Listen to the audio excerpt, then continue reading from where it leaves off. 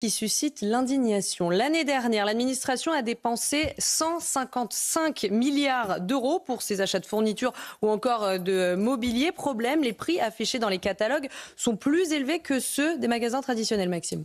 Oui, Chana, il s'agit d'une véritable gabegie et un grand gaspillage de l'argent public. Ce n'est pas moi qui le dis, mais le député Philippe Juvin de la droite républicaine qui, dans les colonnes de nos confrères du Parisien, s'indigne de cette situation. Puisqu'en effet, l'année dernière, pour ces achats qui comprennent notamment l'énergie, les fournitures des enseignants, les bureaux des fonctionnaires, l'État a déboursé la bagatelle de 155 milliards d'euros. Une somme qui correspond peu ou prou à la moitié de la rémunération annuelle des agents de la fonction publique. Alors, lorsqu'on regarde dans le détail, c'est la consternation. On voit par exemple que l'administration a acheté une ampoule au prix de 48 euros, rendez-vous compte, 80 euros pour une lampe de chevet ou encore des chaises classiques en plastique au prix de 68 euros l'unité, alors qu'une chaise identique est vendue chez un magasin mobilier suédois bien connu des Français pour la somme de 15 euros. C'est hallucinant, Maxime, mais comment c'est possible?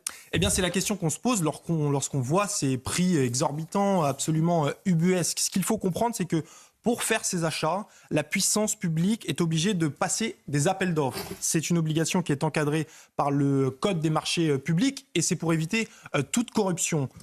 Problème, c'est que la procédure est extrêmement lourde et elle évince de facto les petites structures. Et donc, ce sont les grandes entreprises qui arrivent avec des catalogues de produits bien rodés, qui répondent à tous les critères du marché public et qui sont donc en situation de quasi-monopole et qui pratiquent des prix très élevés. L'État n'ayant pas d'autre alternative, il doit effectuer des achats groupés et il est donc obligé de payer plein pot. Et cette facture, dans le contexte actuel où l'État essaye désespérément de faire des économies, forcément, ça passe mal. Mais oui, alors où l'État cherche à faire 60 milliards d'euros d'économies, où les propositions sur les taxes pour venir taper dans le portefeuille des Français se multiplient, la pilule a effectivement du mal à passer. Il y a certains députés du Rassemblement national qui souhaitent même ouvrir une commission d'enquête sur le sujet. L'INSEE estimait en 2023 qu'une meilleure gestion des achats de ces fournitures pouvait rapporter près de 5 milliards d'euros à l'État. Ils sont donc là, les fameux 5 milliards d'euros d'État que Laurent Saint-Martin,